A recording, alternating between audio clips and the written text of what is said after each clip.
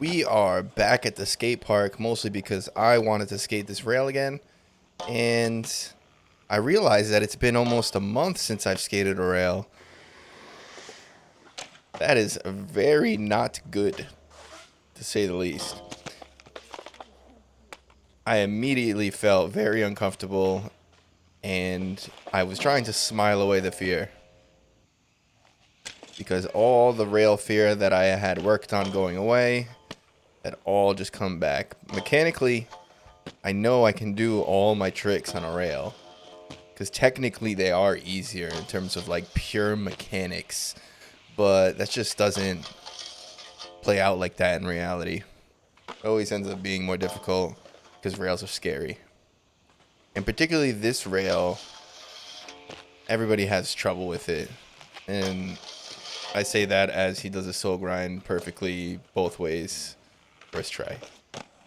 By everybody, I mean people like me. But it is a little bit more difficult than most flat bars, just because the way that the ground slants downward into the right. But anyways, finally got to the end of it. Enough of my excuses. I did set up the camera like this because I wanted to film myself going both ways and hitting the ledge on the way back. But once I realized how uncomfortable I was on the rail, I kind of stopped doing that eventually. I also had big plans to skate transition. I brought my helmet and everything. That was a nice soul grind. I brought my helmet and everything and even bigger pads for my knees if I wanted it. But once I felt how uncomfortable I was on the rail, I decided we're going to focus on it because I need to get better at it. I've been skating a lot less lately, probably once every 3 days, and for me, that's not good. I'm a very momentum-driven person. I used to bring this up a lot when I was skating 6 days a week.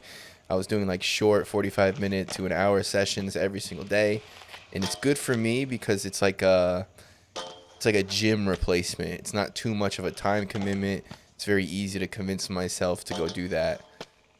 I have really, really bad ADHD, so I still struggle with executive function to this day.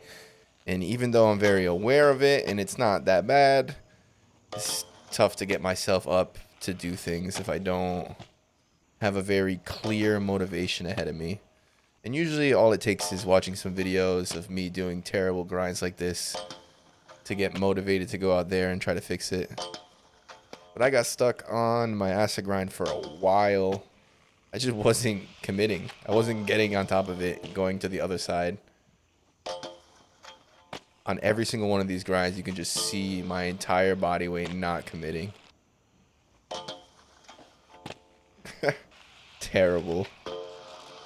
So disappointed in myself watching those clips. I can just feel it when I'm jumping that I'm not jumping at it enough. Should have adjusted my approach a little bit. I noticed that when I skate rails, I do a better job if I skate at more of an angle at the rail. That was one of the tips Jimmy gave me that really helped. We made it to the end there, but man, it was ugly. If I could just royale like that one time. I've gotten my knees to parallel in royales, but not much deeper and not very often. Oof.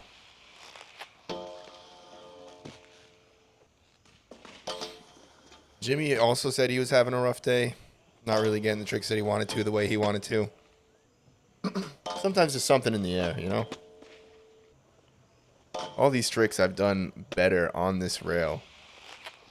And I think it has something to do with my sole plate. I've gotten in my own head about the sway sole plate. I should have never measured it. Because I measured it after wearing it in, and I've worn it in quite a bit now. And it is pretty damn narrow.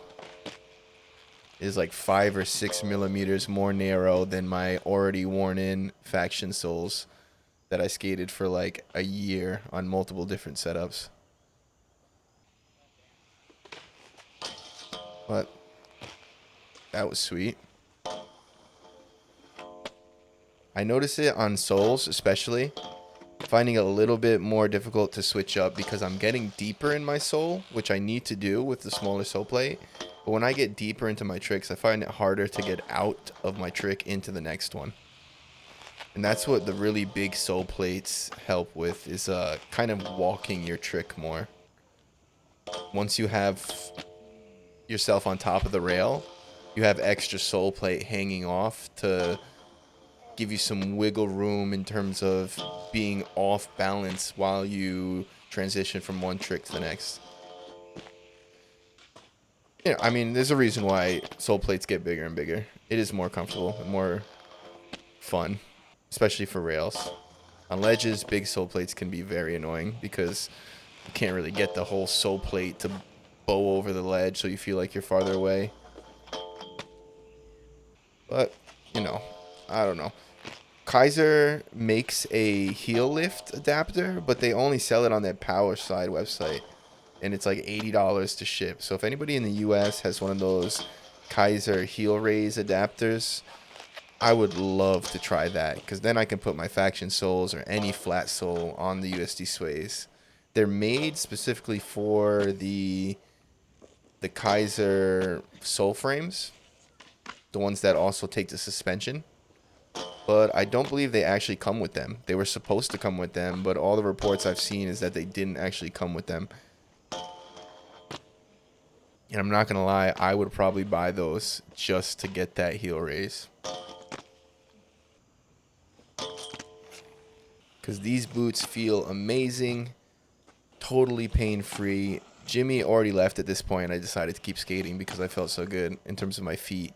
And even though I was having a bad session, my feet weren't hurting, so I figured why not just keep skating? Like, just because I'm having a bad session doesn't mean I have to stop skating. So I got back out there, did some tricks. I got stuck on this top acid, and this is another situation where I miss having a bigger sole plate. I have to be so much more precise to get this to lock in. With the bigger sole plate, you can land way more straight up and then drop onto your frame.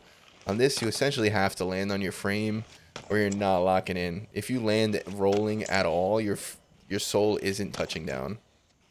So there's no like catching, you're just rolling the whole time. Or you slip out across the top. I felt like I locked in there but got stuck. I did not lock in there. If I get stuck like that again, I'm moving on. But I'm starting to lock in now.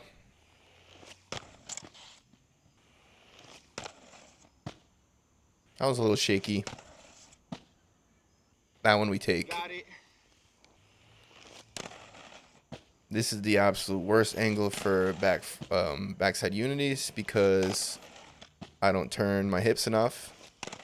So it really exposes that.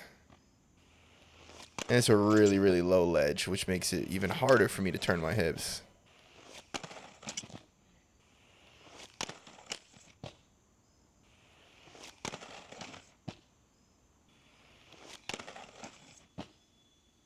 But we did our backside unity to sole switch up. That's probably my favorite switch up at this point.